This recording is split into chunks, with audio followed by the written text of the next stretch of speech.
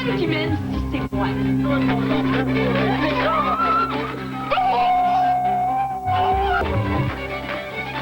Personne va m'avoir. T'es dur avec moi, Émilie Bordelot.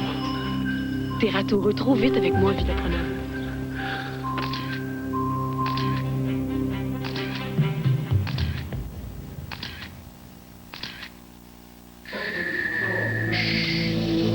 Ici on tourne les filles de Caleb. Oh, ma petite bongaine, tu viendras pas me dire comment conduire ma maison! Lâchez-moi, je suis capable de monter toute seule. Moi, je veux manger en même temps que vous autres pour avoir des bonnes notes à l'école. Oh ouais, grouille! Vous allez voir, c'est une grande histoire d'amour, animée par des personnages, passionnés par des personnages, tout en conflit. Lâche-la! Oh, hey, mon bâtard, toi, provoque-moi pas! C'est lui qui l'a voulu, gros con! Tête! Vous allez me calmer, mes deux bâtards! Les voici, tels que vous les verrez.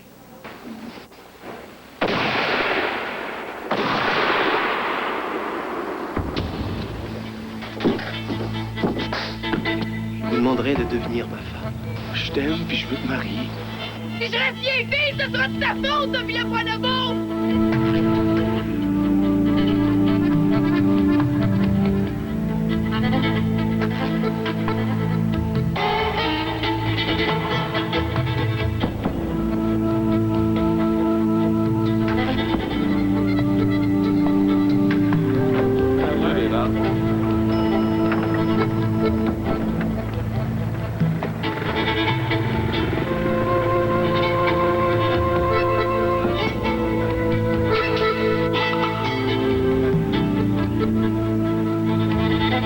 Nous voici en pleine action, au cœur du Québec, en Mauricie, où sont nés les personnages du roman d'Arlette Couture. Ça va être une crise au salaire!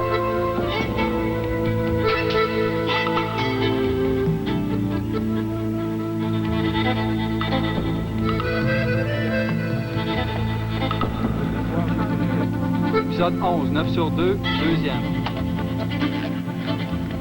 1, 2, 3, action.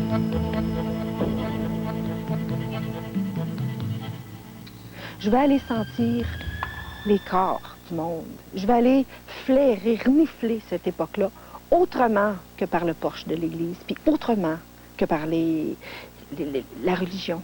C'est pas dire je balaie, je veux pas balayer l'histoire. Mais qu'est-ce qui était caché? C'était quoi les secrets d'alcôve? C'était ça qui m'intéressait. Tu serais pas un petit peu jaloux, toi? Voyons donc. Vers Carleton? Sa grande fille, hein? Mais... Ta grande fille, Mais à voyons. toi! Voyons. Mais oublie pas que les Pronovo, ils ont des garçons, puis qu'elle, elle sera en âge de s'en apercevoir. L'œuvre est monumentale. Elle a eu un succès auprès du public qui était extraordinaire. C'était comme un défi d'être fidèle à l'œuvre, tu sais, parce qu'on sait bien que tous les spectateurs ont en tête, qui la plupart ont lu le roman, ils ont une Émilie dans la tête, ils ont le roman dans la tête. C'est un immense défi que d'essayer de dire on va faire l'œuvre cinématographique, télévisuelle à un niveau au moins comparable. C'est ça notre ambition. D'après toi, Marie, ce serait quoi ce mot-là? C'est sûr que la base, c'est ton scénario. C'est sûr que c'est le scénario, le roman d'Arlette. Tout est là. Toute l'énergie qu'on peut drainer. Il n'y a pas une journée dont on n'est pas impressionné par la qualité des textes, par la qualité des séquences qu'on est en train de tourner. Et ça fait plus qu'un an qu'on tourne. Puis on se dit, tabarnouche, c'est plaisant parce qu'on peut écouter. Ce qui se dit est intéressant, ce qui se dit est beau. Les comédiens qui le jouent, ils le jouent merveilleusement bien parce ils ont envie de jouer ça. Parce que d'abord, ça joue bien.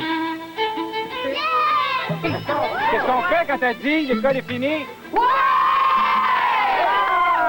J'ai pas entendu! L'école est finie! Ouais!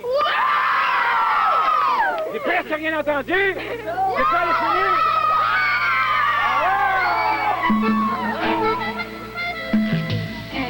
On fait une répétition complète maintenant, tout le monde! Vous m'avez rendue tellement heureuse. À tous les jours, tellement heureuse. C'est à moi de vous dire merci. j'ai accroché mon train d'imagination sur une vraie locomotive qui s'appelait Émilie Bordelot. Puis j'ai dit, allez, guide-moi. J'ai campé Émilie à partir de cette photo-là. C'est le fun. Et là, j'ai trouvé qu'elle avait un front intelligent parce qu'il était haut un peu. Puis j'ai trouvé qu'elle avait une mâchoire carrée. Les gens qui ont des mâchoires carrées sont des personnes absolument décidées, souvent très décidées quand on les voit. J'ai trouvé qu'elle avait une bouche extrêmement sensuelle, d'où toute la sensualité que j'ai donnée à Émilie. Je me suis dit, avec une tête comme ça, c'est pas vrai qu'elle ressemble à la caricature qu'on a faite de nos grands-mères ou de nos aïeules, des femmes soumises, des femmes qui font leur devoir le soir dans le lit, des femmes qui peuvent pas dire non. Je dis, on peut pas, avec cette tête-là, avoir été comme ça. Je pense pas m'oublier pendant presque 1 an puis que je vais y tomber dans les bras au premier sourire. Je suis pas une fille de même, moi.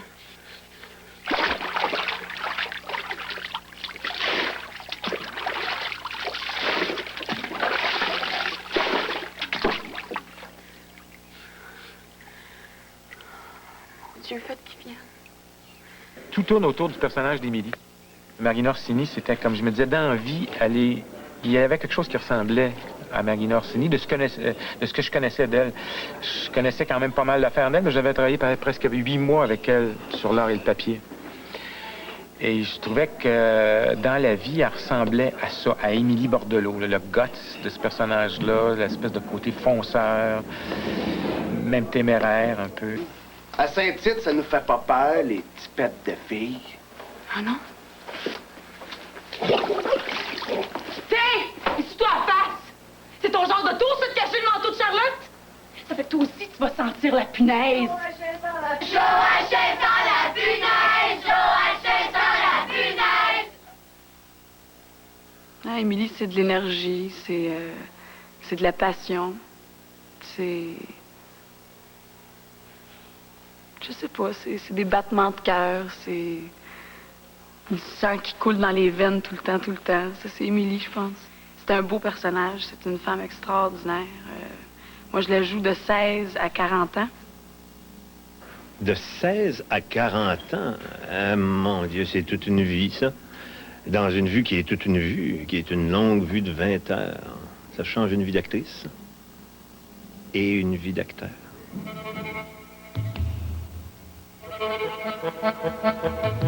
Roy Dupuis, je le connaissais pas. Mais lui, quand il est venu puis quand on a fait le screen test avec, c'était lui. C'était lui parce qu'il est comme ça un peu dans la vie. Il y a ce côté-là d'Ovila. C'est un gars un peu seul.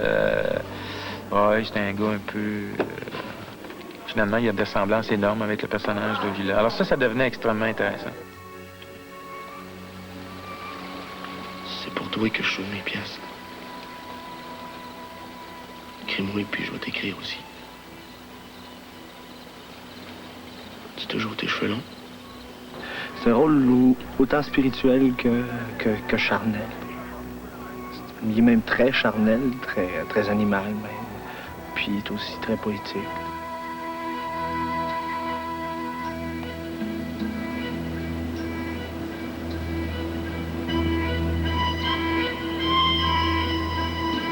Je l'imagine facilement en train de parler aux arbres. En villa. Dans sa solitude. Est-ce que tu parles aux arbres, toi? Oui, souvent. Ah ouais? Ben. En dehors du rôle? Oui, ça m'est déjà arrivé. Depuis que je suis revenu dans la campagne, depuis que j'ai retrouvé le bois, depuis que j'ai retrouvé les lacs, les odeurs, les bruits de la forêt. Parce que je suis quand même un gars de l'Abitibi. Puis... D'Amos, c'est ça? Ouais. La mamelle gelée. Ovila. Ouch! Ovila, ça, là, c'est un personnage qui m'a donné assez de fil à retordre, qui a travaillé avec moi, qui m'a torturé comme on a l'impression que c'est un cliché. Il a fait de moi un écrivain cliché. C'est-à-dire qu'il m'est rentré dans le cœur, il m'a vrillé dans le cœur. Ce personnage-là m'a dit, si tu penses que tu vas me donner le mauvais rôle, jamais. Et jusqu'à la fin, ce personnage-là a toujours refusé, d'une certaine façon, d'avoir l'air méchant et sans cœur. Tu comprends, ma mère? Ça peut pas mourir. N'importe qui, mais pas elle.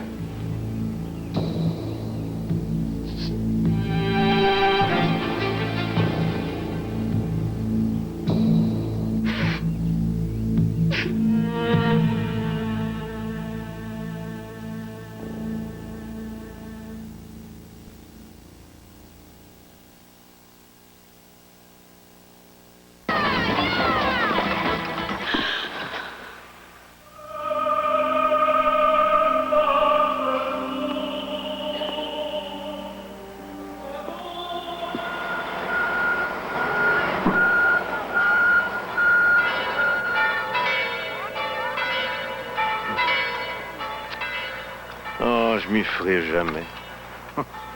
35 longs métrages, je trouve toujours ça aussi bizarre. Regardez l'église. L'église, elle est vraie. Hein? Mais en avant, là, les panneaux de bois, et ici, la terre. La terre, ça recouvre de l'asphalte. Tout ça, c'est faux. Tout ça, c'est du rêve. Quand on est au théâtre, on le sait que c'est du rêve. On le sait que les décors, c'est du rêve. On le sait qu'on n'est pas dans la réalité. Mais ici, c'est un pied dans la réalité puis un pied dans le rêve. Par exemple, dans les Filles de Caleb, on est à Saint-Stanislas. Mais ici, c'est la vraie église des Grandes Piles. Ici dit de vrais sacrifices de la messe. Mais les mouches sont vraies aussi. C'est pas du théâtre. Pourtant, ce qui va s'y passer demain, c'est un mariage, le mariage d'Émilie. Et c'est du rêve.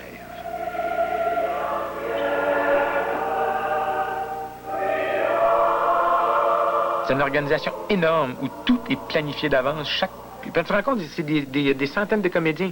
Tout ça, que ce soit booké des mois et des mois d'avance. Il y a des costumes qui doivent être prêts, il y a des décors, il y a des...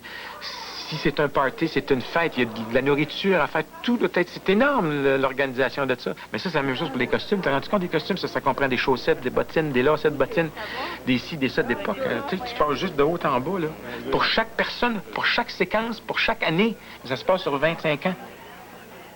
Alors, puis on a commencé avec la plupart des comédiens quand ils avaient 12 ans ou 13 ans, puis ils sont rendus à 40, 50 ans. Il faut donc, avec les maquillages aussi, les grossir, les vieillir, leur donner des rides, etc.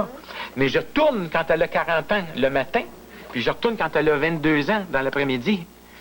Puis le lendemain, je vais retourner à 35 ans, puis je reviens à 28 ans, puis tu comprends-tu? On n'arrête pas de jouer, là.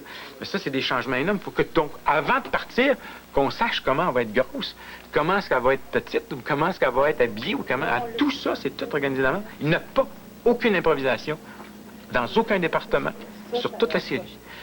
Tout est planifié de A à Z. La table sur laquelle on est, c'était pensé depuis bien longtemps.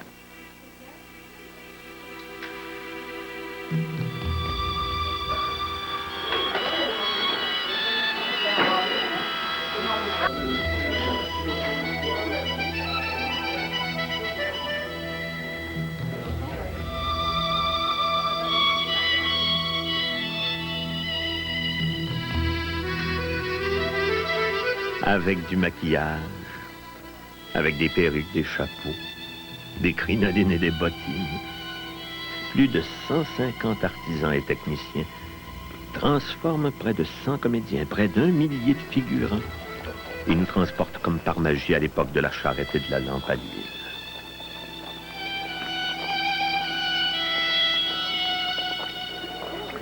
Alors, on dirait un décor, mais c'est pas un décor, non, non. C'est la tente dans laquelle mangent les figurants des Filles de Caleb. Et les costumes sont de 1900. Et la nourriture est d'aujourd'hui.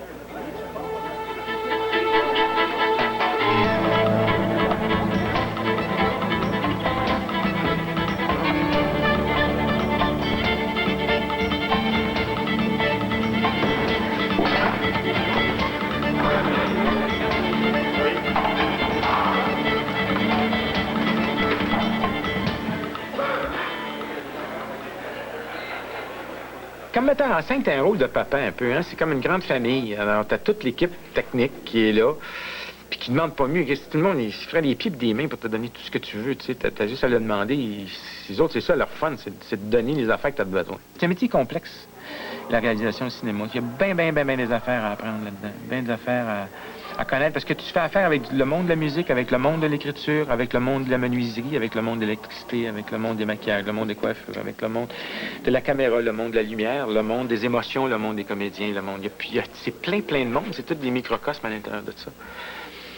C'est une technique cinématographique, c'est un rythme, c'est aussi parler à du monde, c'est aussi faire un spectacle pour la télévision, pour le cinéma, etc., etc., etc. C'est aussi de l'argent, c'est aussi le monde de la finance, c'est tout. Alors finalement, tu touches à énormément d'affaires et tu peux pas, au point de départ, dire tu vas être à l'aise avec tout ça en partant. Et donc, moi, ça m'a pris en tout cas du temps. Ça m'a pris 10 ans, 15 ans, peut-être 20 ans à vraiment être à l'aise avec ça.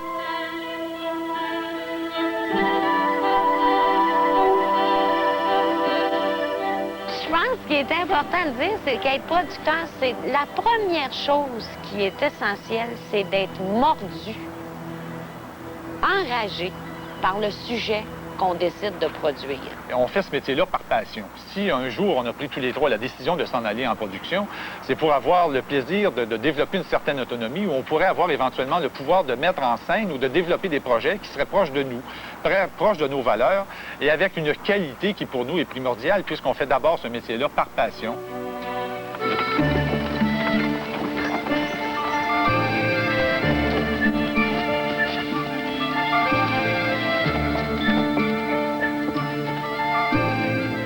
Je pense que la lumière, la composition d'images sont des expressions, pas seulement des nécessités. Je veux dire, aujourd'hui, la pellicule, le film est tellement sensible qu'on pourrait quasiment filmer partout, mais on utilise quand même des lampes, des éclairages et tout. Je pense que c'est des outils d'expression qui aident l'évolution de l'histoire. Puis l'amour? Bon, en voilà un autre de mêlé. Faire le frais en plein après-midi. Tu réponds pas à la question. Ben, l'amour. Je pense que j'y crois pas non plus. Ben, moi, j'y crois. Tellement que si le coq chante une troisième fois, tu pourrais dire que mon calvaire est commencé. T'es ben d'Inde. Faire des superstitions de même.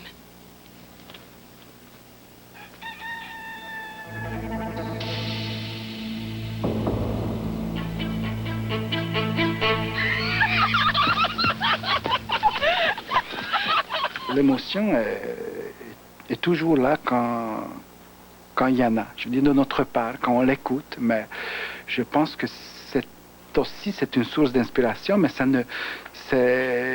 on fait une répétition, on voit qu'une scène est très forte, on sent qu'on ne peut pas être en dessous. On doit être au même niveau que l'émotion. Tu peux le dire à ta mère. Je suis toujours préparée au pire.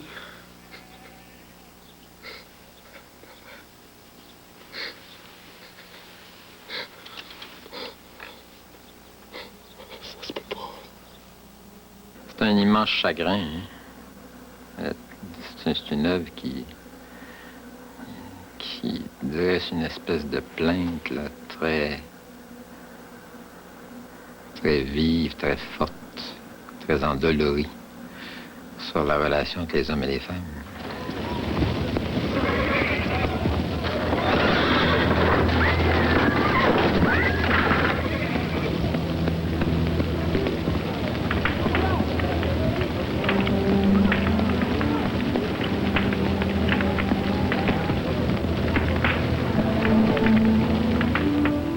Baudin, au niveau de ses choix artistiques, je pense par exemple au musicien Richard Grégoire, au niveau de l'image, au niveau de plein de choses, a apporté un traitement très moderne.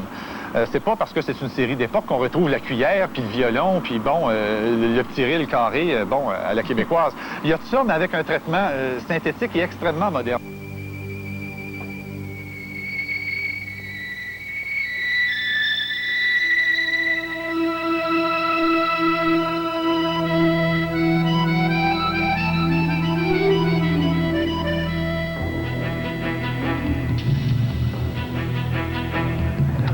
C'est comme ça que ça se fait. Par des petits bouts éparpillés. Vous avez un scénario, vous avez du dialogue. Et puis il y a des costumes, puis il y a des décors, et puis il y a du maquillage. Et puis il y a une caméra, puis il y a du son. Puis comme tous des morceaux qui viennent s'emboîter pour une seule et même chose.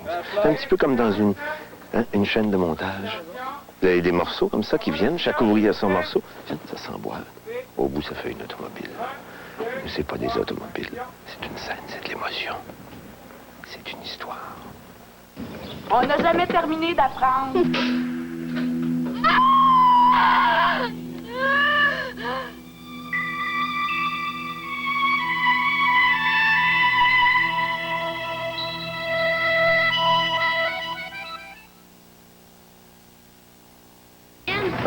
Rousse comme du feu. Ils sont... En fait, ce qu'il y a de nouveau et de contemporain dans cette série-là, c'est les relations assez particulières. Par exemple, c'est dans les 10 premiers épisodes, Émilie a pour confident son père. Quand son père vient la chercher à l'école du rang où elle enseigne, puis qu'il la ramène à la maison, il parle. Puis il y en a de mes élèves, papa, là, comme une à qui je pense, qui me dit des affaires qu'elle peut pas dire à personne. Des fois, je me trouve chanceuse d'être là. Juste là. Je peux pas vous dire combien.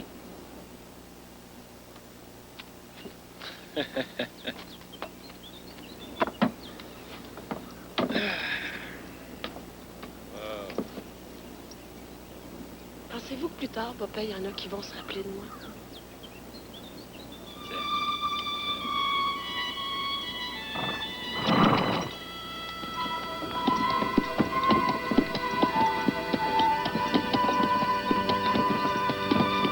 Ça a pris bien des versions pour aimer Caleb.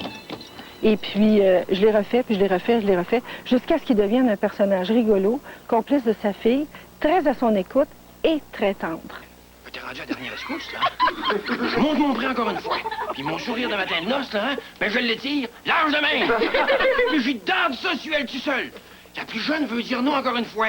Mais la plus vieille dit, ben écoute, là, Rosa, peut-être que tu devrais prendre notre avis. Ah ben, elle a 20 tournées de bord. Fini, là, parce que je fais la vaisselle dans 3 minutes. Ça fait qu'on est parti toute la gang. Curé avec pour aller chez Zéor. Voir si c'était bien vrai, les menteries que j'avais comptées. Quand il me racontait son enfance, mon père, ça ressemblait beaucoup à ce qu'on va voir dans la série. Son enfance, mon père, il a défriché le village où il a habité, il a défriché sa terre, il a construit sa famille, il a travaillé dans le bois, puis mon père était un très bon conteur. Il nous racontait ça avec beaucoup, beaucoup de plaisir. Alors, j'avais un beau bagage de référence pour construire le personnage de Caleb. Wow! C'est à qui, cette pouliche-là? C'est à nous autres, Torpette! Je viens de l'acheter à Zéor Veillette! À Zéor? Comment t'as fait? Hein? Je te raconterai ça plus tard. C'est une terrible histoire.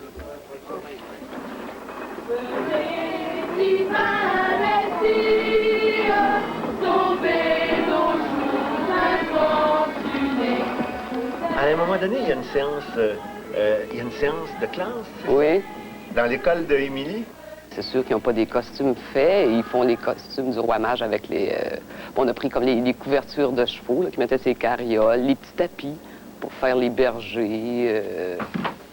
Comme Ovila, lui, il a une couverture de cheval avec des couleurs complètement vives, avec des pompons. Puis c'est très drôle.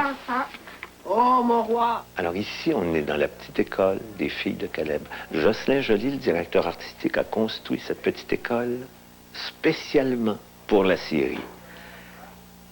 Mais vous assistez au dernier plan qui est tourné dans ce décor. Après ça, l'école va redevenir une espèce de décor sans vie. Il n'y aura plus de comédiens pour l'habiter.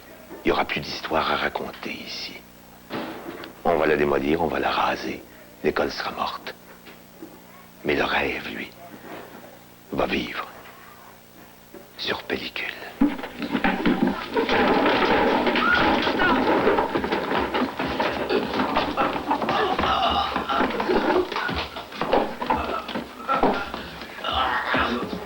Michel Goyette. Ouais. C'est ça, hein?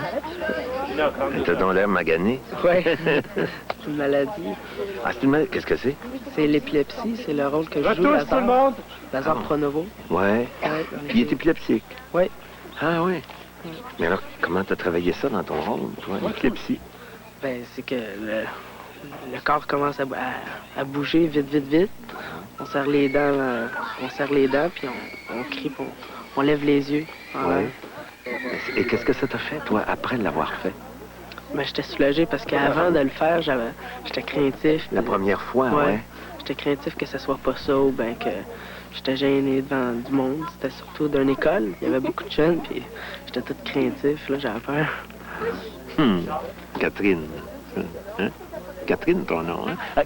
Qu'est-ce que tu joues dans toi, là-dedans? Ben, moi, c'est Henriette Vallée. Ouais. As-tu beaucoup de choses à dire? Pas vraiment. Des fois, des petites choses, mais pas beaucoup.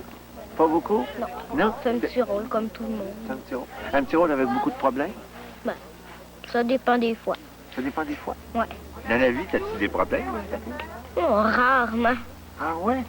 Ouais. Mais là, je pense que t'en as un problème. Hein? Ouais. Il est sur ta tête, le problème. Hein? Oui. Qu'est-ce qui s'est passé? Raconte-moi. Ben, c'est à cause que Bon, ben, c'est que je voulais raccourcir mes cheveux. Ils étaient là. Puis ma mère, elle a dit un pouce, ça dérangera pas, ça paraîtra pas. Ouais. Mais là, c'est que... elle pensait que mon ancien toupette était là. Fait qu'elle a dit jusqu'à mon ancien toupette. Mais mon ancien toupette, il était là. Fait que pour finir ma coiffeuse, me l'a coupé jusque-là. Puis ça, alors, qu'est-ce que ça fait? Ben, c'est que là, ben, c'est que je serais pas raccord pour dans la scène. Fait que- Tiens, regarde. Tu as vu? Elle a les cheveux coupés ici. C'est pas possible. Oui, c'est embêtant, ça. Surtout que c'est un extrait de cette scène-là qu'on a déjà fait. Donc, on continue.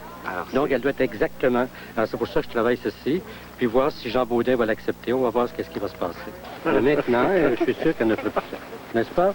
Qu'est-ce qu'elle a, Charlotte? Ça a l'air qu'elle a perdu de quoi?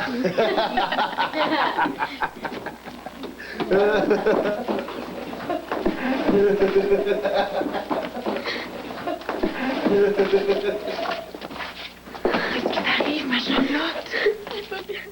Déjà, le maquillage, comment je suis, ça m'aide parce que Charlotte est toute blanche, toute jaune, ouais, tu sais, très cernée. Fait que ça m'aide beaucoup à voir comment elle est, puis c'est plus simple. Dessiner un petit peu l'émotion. Malade, hein? Ah, combien de temps lancé? C'est bien joué. Moi, je suis une personne qui est pas beaucoup... Je suis pas tellement sûre de moi, je suis jamais sûre. Je me demande tout le temps, c'est-tu bon, c'est-tu correct, je devrais être... Alors, à chaque fois que j'ai une scène difficile, c'est une semaine d'avance que j'y pense puis que je travaille dessus. Alors, j'ai un gros texte à dire demain, puis ça fait une semaine que je travaille dessus. Puis je veux dire, je me lève le matin, je le récite, je me couche le soir, je le récite. C'est tout le temps avec moi, je pense tout le temps à ça.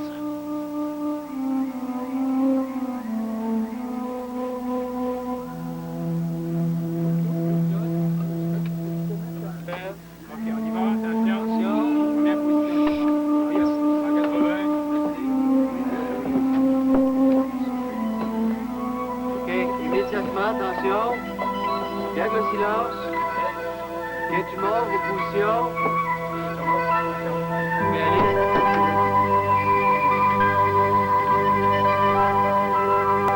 Ok, attention. Et ça roule au son, rolling. Épisode 11, 7 sur 4, deuxième.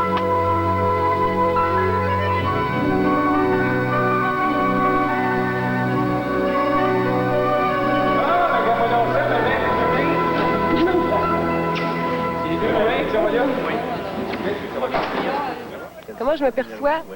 Oh, moi, j'ai envie d'avoir une Célina qui a une sorte d'énergie, bon, qui est justement, qui est énergique, qui a un tempérament, qui a envie de faire des blagues, qui a envie de... Je sais pas, qui a envie de faire vivre les autres aussi. Donc, de les agacer. J'aime bien quand je joue avec Caleb, on tire les rênes chacun de notre côté, puis on s'agace. On se retrouve, Caleb et moi, et c'est souvent dans la chambre qu'autrefois, il se passait les choses, c'est-à-dire qu'on réglait les problèmes. C'est pourtant pas compliqué. Un homme a beau se faire des histoires, c'est pas lui qui mène dans sa maison. C'est lui qui mène. C'est celui-là qui a les problèmes aussi. Elle s'arrange pour faire semblant comme si c'était son mari qui avait raison, mais c'est elle qui amène la réponse sans qu'il se rende compte vraiment. J'aime bien ça, ça me plaît. C'est sinueux un peu. Puis on s'entend bien, Germain Aude et moi, alors c'est bien. Alors c'est des scènes de lit, voilà. Gina, oui, je pense que j'ai une idée. Je savais que t'en aurais une. Moi, je fais la maman d'Ovila. La mère de... La mère de Villa, qui est la belle-mère d'Émilie, quoi. C'est ça. Ouais. Et comment es-tu comme belle-mère? Est-ce que tu es une belle-mère tannante ou... Non, bébé fille. C'est vrai? Ouais. En connais-tu bien gros, Ovila, qui a tout ce que t'as? Moi, j'en connais pas. Puis je suis fière, des fois. Quand je pense que ce garçon-là, qui a tout ça, ben, c'est mon garçon à moi. Seulement, j'y dis pas. Pas souvent, parce qu'il faut pas faire de passe-droit.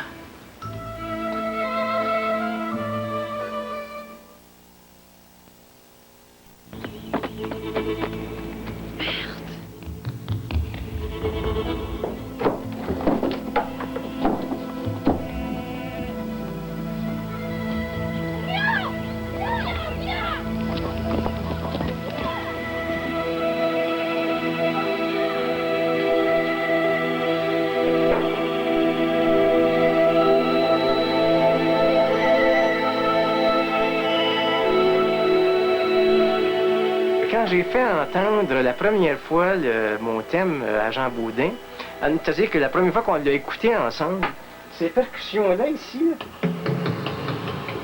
que j'avais mis dans le thème, il dit, c'est drôle, il dit, pour moi, il dit ça, il dit, c'est comme le symbole de l'amour entre Émilie et Ovila. Tu sais, j'ai dit, c'est curieux, ça.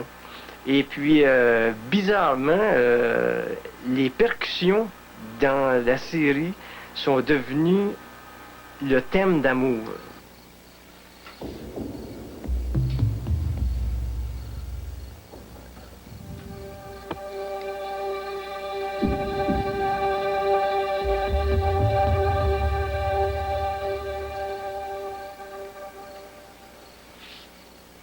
Je reviens un peu avec la somme de mes choses. Alors, j'ai ma note grave, un petit élément de percussion. Ici, j'ai mon violon, l'accordéon.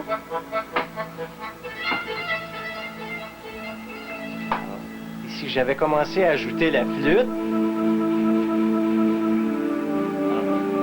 Je vais continuer à faire jouer ça, puis je vais ajouter moi-même le violon. C'est essentiellement ça, les filles de Caleb. C'est une histoire de passion, moi, je trouve. Ah, parle-nous-en donc un petit peu plus. Ben, entre Émilie et Ovila, Ouais. ils se déchirent toute leur vie, il s'en va, il revient. Elle peut pas vivre sans lui, finalement, puis lui non plus.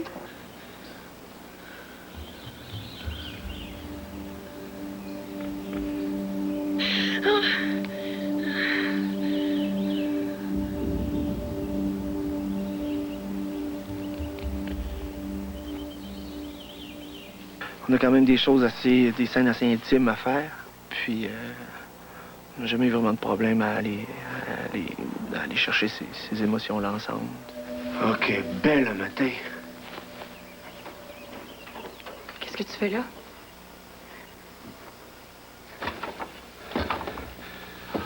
Je m'approche du bonheur. Chaque scène répond à des questions par rapport à la vie, à la mort, à l'amour, à la haine, la recherche de soi, les questions qu'on peut souvent se poser sur soi-même par rapport aux autres.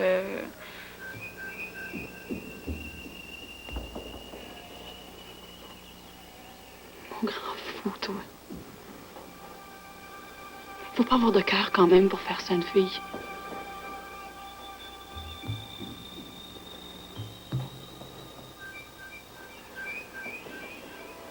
En tout cas,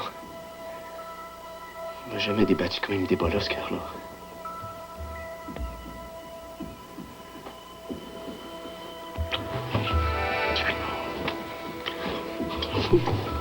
Mais ils s'aiment tellement, ces deux-là, c'est incroyable. C'est un amour, ben, je pense que c'est peut-être, souvent on dit que c'est un amour impossible, mais je pense qu'ils ont travaillé bien fort, en tout cas, pour essayer de le rendre possible, ces deux-là. Ben, je viendrai tout de suite après la classe, c'était mieux. Oh mon Dieu. As-tu une roche à la place du cœur? Tu pourrais pas rester avec moi 2 minutes quand j'ai besoin que tu restes? C'est là que ça se passe, pas à soir! Ben,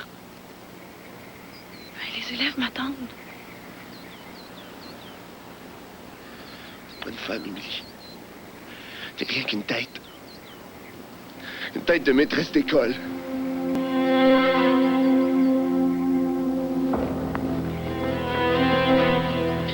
Sans cœur! Lui, il peut être très dur en voulant être très violent, mais en même temps tellement vulnérable, tellement en peine, tellement vide, tellement au secours. Je pense que souvent, Ovila, ce qu'il crie, c'est au secours.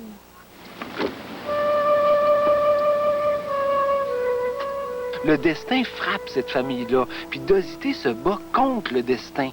Et le seul héritier qu'il aurait, l'héritier qui est en santé, qui voudrait, c'est Ovila. Mais Ovila, c'est un drop-out. C'est le bois qui l'intéresse.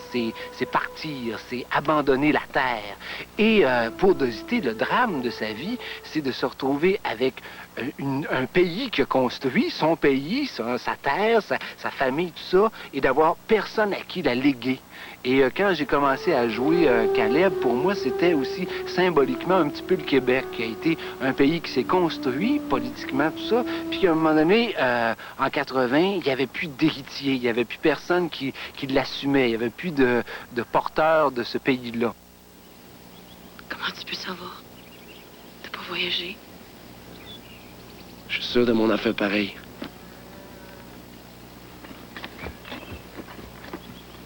Retourne-toi pas en t'en allant. J'aime ça regarder tes épaules quand tu marches. Tu verras pas longtemps. Je les vois pareil. Comment il se fait que ce si bel amour, tu sais, qui a été long à bâtir par les deux, par Émilie puis par Ovila, parce qu'il est très plaisant dans le roman, c'est qu'ils se conquièrent tous les deux, hein? C'est-à-dire, elle le conquiert, il la conquiert. C'est ce qu'il y a de plus beau en termes d'amour. Comment ça se fait que ça aboutit à ce naufrage-là? La folie, ça fait longtemps que je l'ai. La grandeur, tu viens juste de me la donner.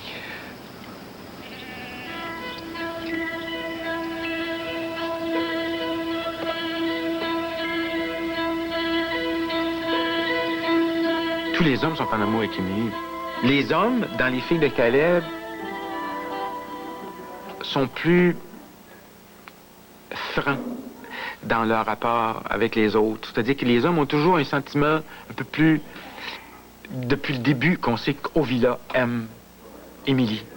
C'est sûr que je pense, moi, que Dosité, il tombe en amour avec Émilie et qu'il est extrêmement jaloux, je crois, profondément de son fils d'Ovila, parce qu'il aimerait être Ovila, il aimerait être celui qui a 20 ans et qui est dans cette situation.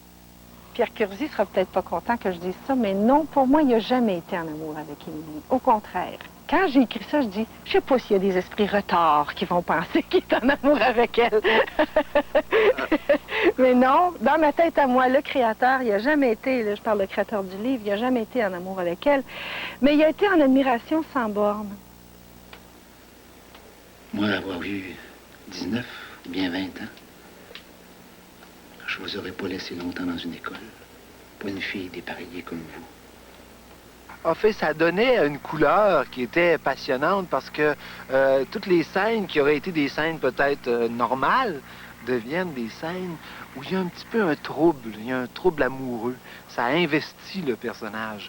Si on détourne pas l'œuvre, puis je pense pas que ça ait détourné l'œuvre, ça donne juste... Et ça donne aussi avec Ovila un rapport père-fils qui est, je crois, juste. Il y a souvent entre les pères et les fils une espèce de combat, une espèce d'envie du père de voir cette jeunesse-là, la force de Villa, la force de Roy, tu sais, la force de l'acteur lui-même, puis du fils qui est sauvage, qui s'oppose un peu à son père.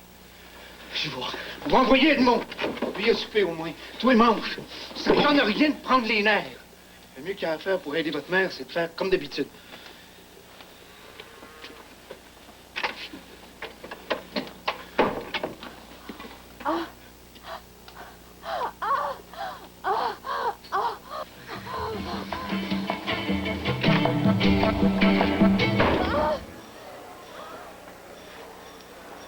Vous reconnaissez ce petit bâtiment? C'est un confessionnal. La religion, c'était très important pour nos grands-mères et nos grands-pères. Mais vous vous imaginez quel conflit ça engendre chez des personnages aussi passionnés que ceux des filles de Caleb? La jeune institutrice de l'école du Bourdet, Mademoiselle Bordelot. Vous, ma petite démone, vous tirerez pas l'oreille à ma fille bien longtemps. C'est pas ça qui s'est passé, vous connaissez? Hey, ça me s'apprendra! Ce qui compte, c'est le respect.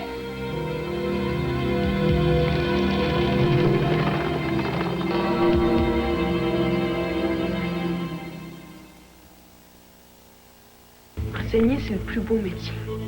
Le choc d'une rencontre va tout à coup tout changer. Les yeux noirs comme les tiens. Il n'y en a pas de plus beau dans le monde. Et tout faire basculer.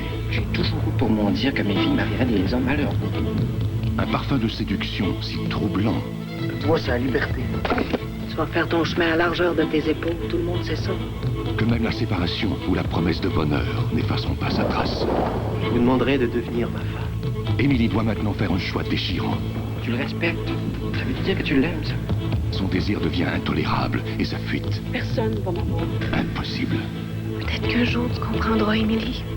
L'événement de la saison. Une série inoubliable tirée du best-seller d'Arlette Cousture. À quoi ça sert tes promesses à Villa Pronovo?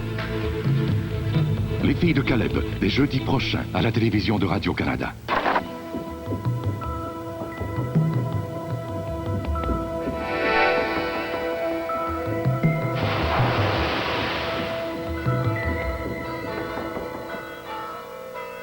On vous a montré comment le rêve, peu à peu, se construisait hier et maintenant, le voici. C'est un mariage. Le mariage du livre, du dialogue. Le mariage de l'image, des actrices, des acteurs. Et pour unir tout ça, il faut un maître d'œuvre au regard amoureux. Il faut un réalisateur. Jean Baudin. J'essaie d'avoir un peu le mood de la séquence dans ma façon de me comporter au moment de la mise en scène, mais aussi au moment où on la fait. Alors ça donne comme un swing. Si c'est un party, j'ai une façon de me comporter.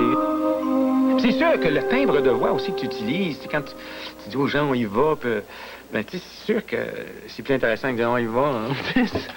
Action. OK, attention mes beaux enfants, on achève, la bière est pas loin. On perd pas l'énergie. Attention! 1, 2, 3, action!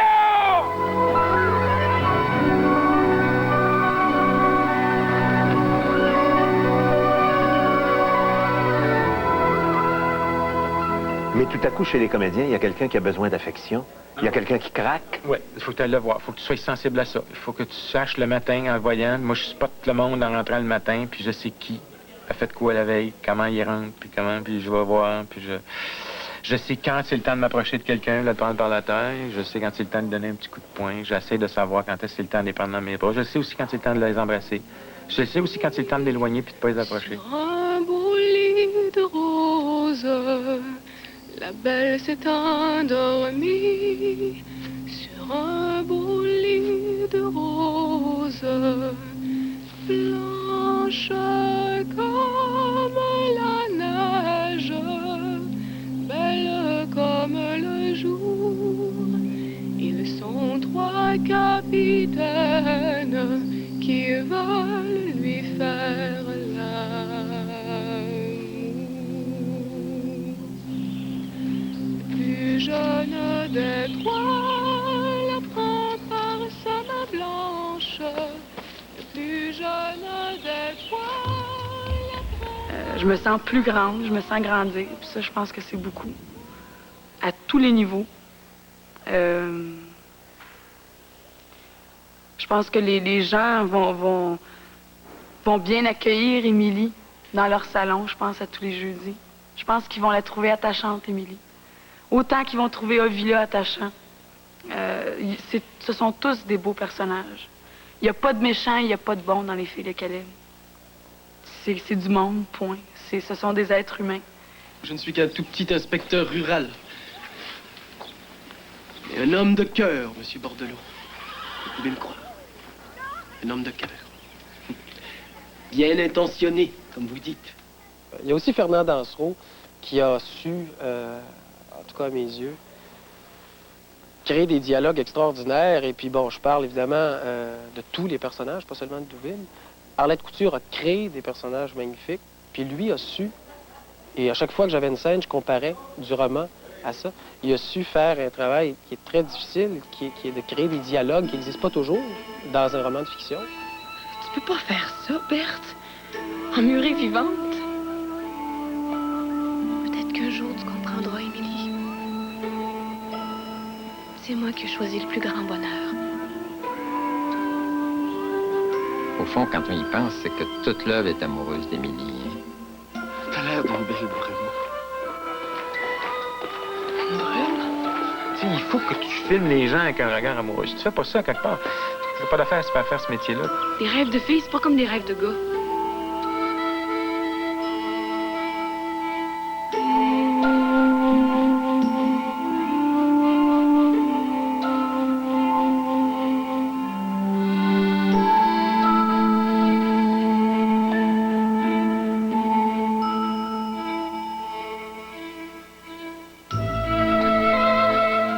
pense qu'il y a un morceau de moi-même qui est resté pris dans les pages.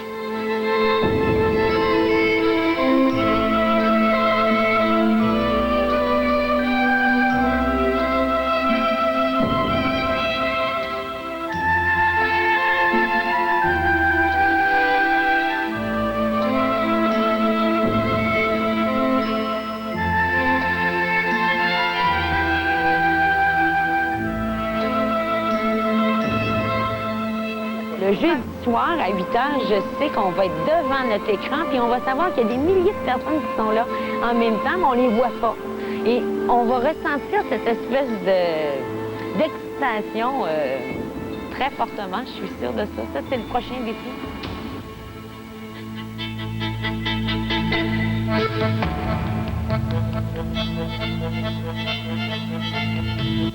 Enfin, Émilie Bordelot connaîtra son heure de gloire.